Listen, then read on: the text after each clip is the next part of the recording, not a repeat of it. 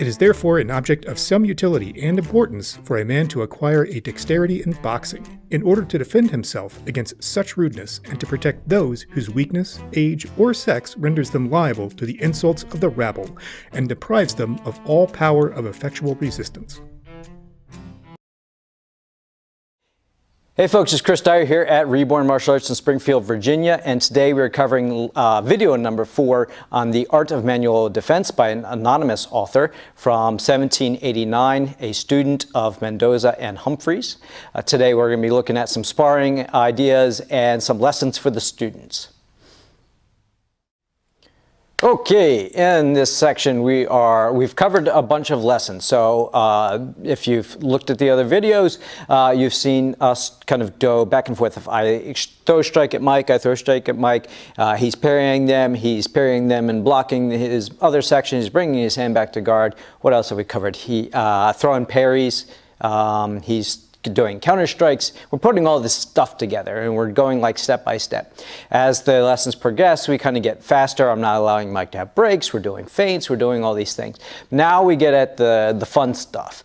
So he does talk about sparring and how sparring looks in this system, which is Mendoza did it a little bit, that you should be doing this sort of free play, these drills with your partners, but he doesn't actually mention sparring in his lesson. So this is really unique. As far as we know, this is the first time that sparring with boxing techniques has been mentioned in training. So we know that people were obviously sparring, they're obviously doing exhibition matches and things like this. They were training themselves, but this is the first time that we have any record whatsoever what that actually looks like. So that's kind of cool.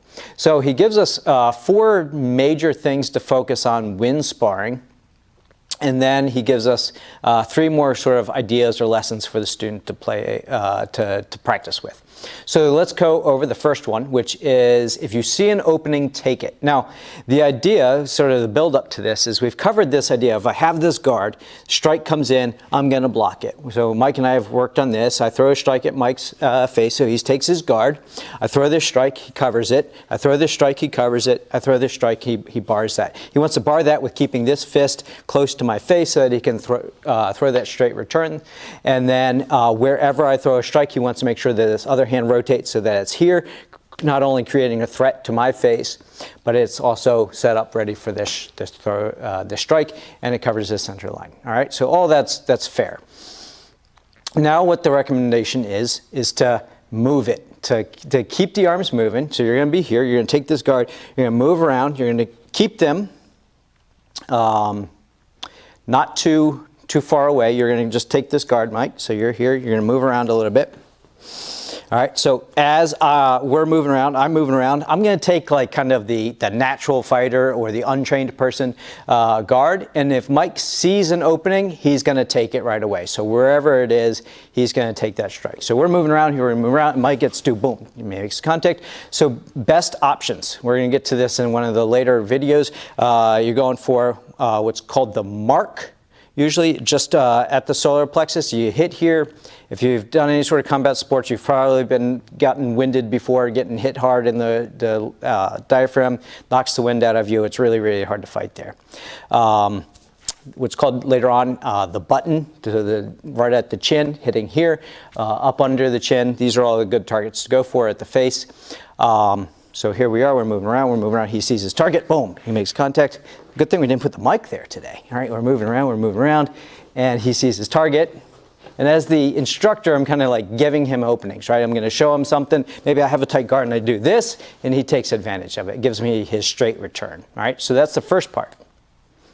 All right, so the second part of this is as we're playing around, as we're moving around, we're tight in here so that you guys can continue to watch us, that we don't move off camera, but we're going to sort of move around a little bit. So as we're moving around, if Mike sees his opening and takes it, and I give him a skillful block, Mike now needs to process that, immediately start thinking, okay, now wait and counterpunch, right? Because if he just thinks he's going to give me straight blows and I can counter them, he's opening himself up. So now he, as the student learning how to spar, needs to start processing this. Okay, this person knows how to parry, this person knows how to guard.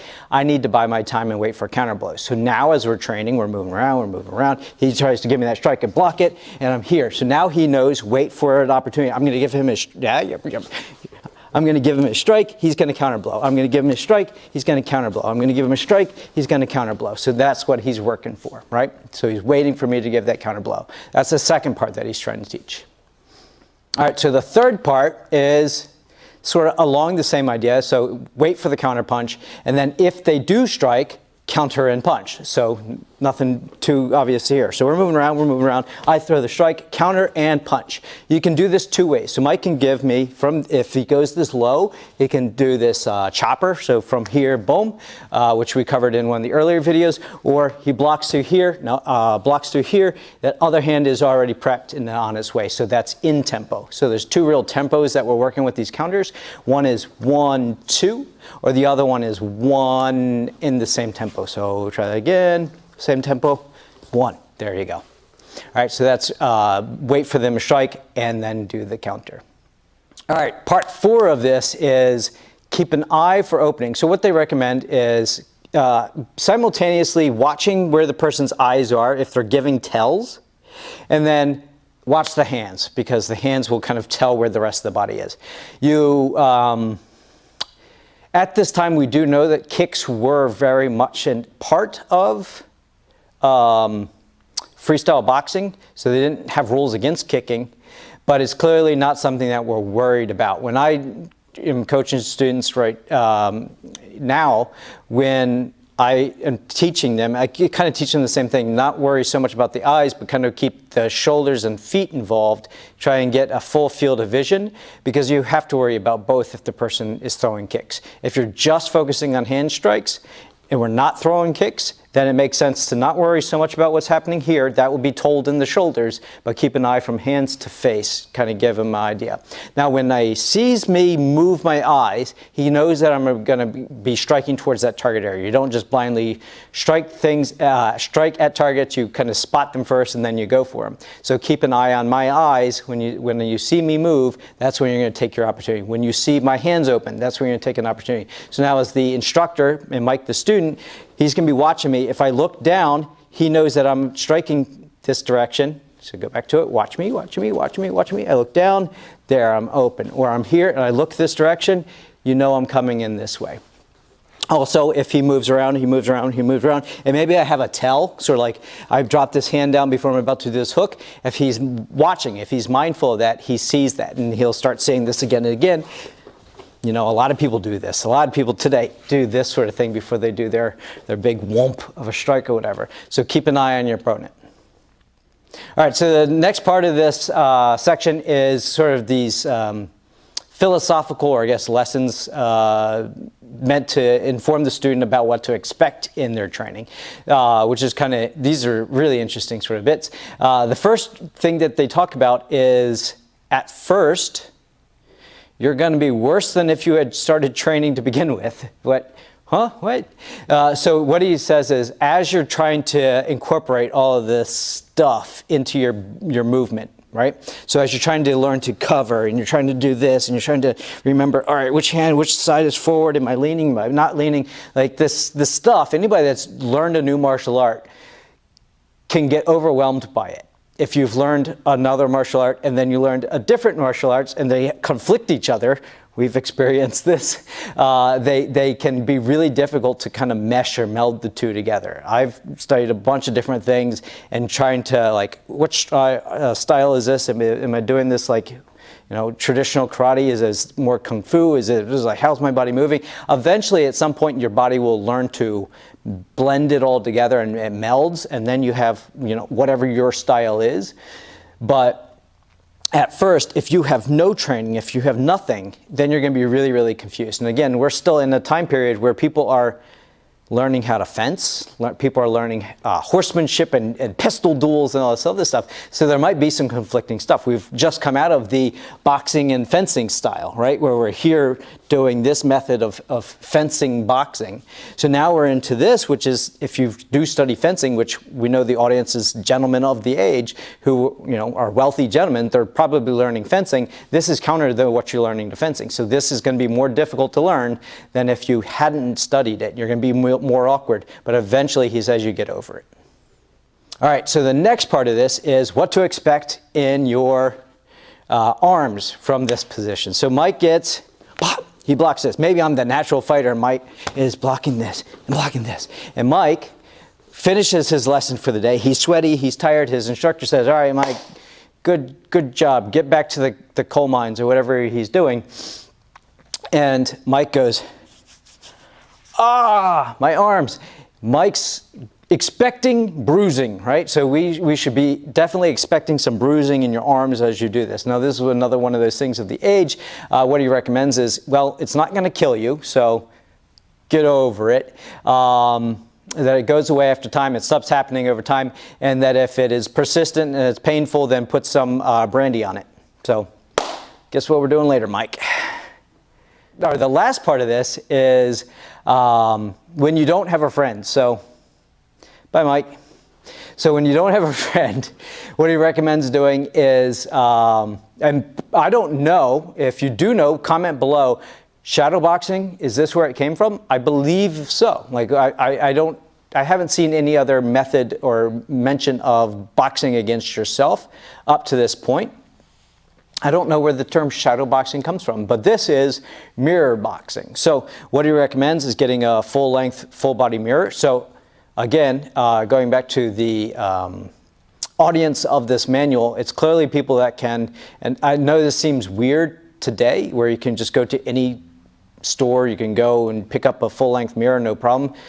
But if you consider the age that we're talking, where people were struggling to get a bowl of porridge sometimes, a full-length mirror was a big deal. So this is just another one of those historical things that are coming up. So what he recommends is getting full-length body mirror. And I'll post a picture of the imagery that's given for one of the plates for this. And facing the mirror, taking your guard, and as you throw this strike out, the mirror obviously is throwing that strike out. So I'm going to throw this strike, I'm going to cover myself in the mirror doing that strike. Where am I open? Well, now I have this opening down here. Now I see this, I'm going to bar this, and now you're fighting in a second's delay, right? I see the mirror doing the thing, I'm going to do it, I'm going to follow back. And now you're sparring yourself, learning those parries, riposte, parries, riposte, parries, riposte, keeping stance, keeping your form, watching yourself spar. It's actually really, really cool. Like I said, we haven't seen this to date, and I want to take a look. I'll look back through some of my sources and put a yes or a no. Do we see this in fencing? I think this probably comes from a fencing idea. I'm not 100% certain, so I'll take a look at that, and we'll see from there. But again, we got some really, really cool. One of our commenters posted that this seems like really advanced stuff for the time. Yeah, this is game changing for the time. It might not seem today, this day and age, where you can just go Google, you know, any obscure martial art, but this stuff was game-changing for the time. So I really hope you guys are enjoying. I think Mike's got a couple comments that he wants to share, so we'll put those up next. And if you guys are, again, enjoying this, like, subscribe, share, all that fun stuff. All right, guys, we wanted to address a quick question from one of our commenters that we thought was really, really interesting. At PM7081, I'm going to read this. And I apologize to all of you that have to listen to me reading out loud. Interesting to see the techniques in practice. I'm wondering what Mike thinks of them as he's on the receiving end of the punches. Do they feel practical, natural, or awkward for any reason, as you're both trained in other martial arts? Many thanks. Great question. So the being on the receiving end, yes, they feel very practical, and you just tagged me a couple times in our horse stance video. So I believe you've trained a great deal in this system, so you are able to carry it off effectively. So the receiving end, yes, it feels very, very practical and very effective. Honestly, for me, the the delivery in is more awkward because I'm not used to boxing in any particular style. I've done much more traditional martial arts. And that becomes, this kind of guard becomes very, very strange. And it's, me personally, I don't really like to be extended. If I have to do something, I kind of want to be a little tight and have to draw an opponent in. And then, since I've got T-Rex arms here, they might not be able to judge the distance while I can. And that's really kind of more of a self-defense thing. Obviously, that wouldn't really work in sparring. And that kind of should inform you as to where I am in martial arts and its purpose for me. But yeah, so me delivering from here, delivering these punches is, if it looks awkward, it is. Compounded by that are these blocks that we do. So if he's going to strike, this is not the best. I'm not super comfortable here because I'm on the inside. I obviously want to go. Yeah, we'll cover. I want to go to the outside. Yep. I'm more comfortable there, and so that makes everything kind of doubly awkward while I'm trying to throw what is for me an awkward punch that follows an awkward block that I'm not used to doing. So great question, really appreciate it. I'm gonna go on from here just a little bit. So a couple little pointers for you all watching this. Mike, when he shows up, has zero clue what he's in for every single day. So anybody that, you stage all your stuff, no. And Mike resists 100%. We've talked about this when we started doing our YouTube channel. Just do your thing and we'll make it work, right? I'm not scripting him to do whatever. So when we're doing throws, falls, punches, whatever, we're doing them with resistance and full whatever. Like there's no prep for any of this. So poor Mike has to come in here each time and like, what the heck am I doing with the things? And this is different than what we've spent a lot of time training in our usual studio. But the bare knuckle boxing thing is something I've been doing for years now. So I do it effortlessly, and I've been putting a lot of effort into training it years ago, and now it just is second nature. It is how I primarily spar, is using these methods. But a couple things I do want to cover. So if we're doing these lessons, just like in the manual, like we covered in this video, it's going to be awkward at first. These lessons, remember, are for students or people that have not studied other martial arts. So the audience is for people that want to learn how to defend themselves. Now, if Mike has zero training, no other martial arts experience, no 20 years, whatever, martial arts experience, what are you going to teach him, right? He doesn't know how to block. All right, well, take this arm. Here comes the fist. Move it out the way. Like, that's what we're going to do. We're going to do that, and now I'm open here, and now you hit me here. Like, it's kind of where you have to start. And what's really neat, and we're going to get this into the next video, is the idea of now change it up. Now your arms are moving. You're free to move. You're not stuck into this guard where you're hanging out here. We're moving around more. We're free playing it. We're feeding off of each other. And part of it is we're setting something up so you see this in this frame, this artificial construct. In reality, if Mike is here and he steps that way just a quarter of an inch, that outward block that was punching towards his face now makes 100% fact, right? It makes perfect sense. If I move here, that block makes perfect sense for Mike. What Mike wants to do facing me squared up here is what he's called taking it to the outside, is closing my line of attack off and zipping to this outside line. That's what both of us want to do a lot of in these videos. So if you see us struggling with the blocks, it's because we both want to close that line off, move to the outside, and be in a better position for whatever else you're going to do. But if I do throw this hook, that becomes the block to do in this case. You can't do an outward block to a hook, or the inward block to a hook. Inward block to a hook, it doesn't, try that one. Right, you're only going to punch yourself in the face. It doesn't work very well. So the stuff works. It's just context and some of the artificiality of the drills themselves to teach people that have never done anything before. So yeah, there is some fighting your muscle memory, and in fact, this video today discusses that. You're going to be worse learning it than you were before. It's going to feel awkward at first. So great comment. Thanks for posting that. Anything else? No, that's it for me. I'm looking forward to the next video. Yep. Cool. All right, guys. Thanks a lot.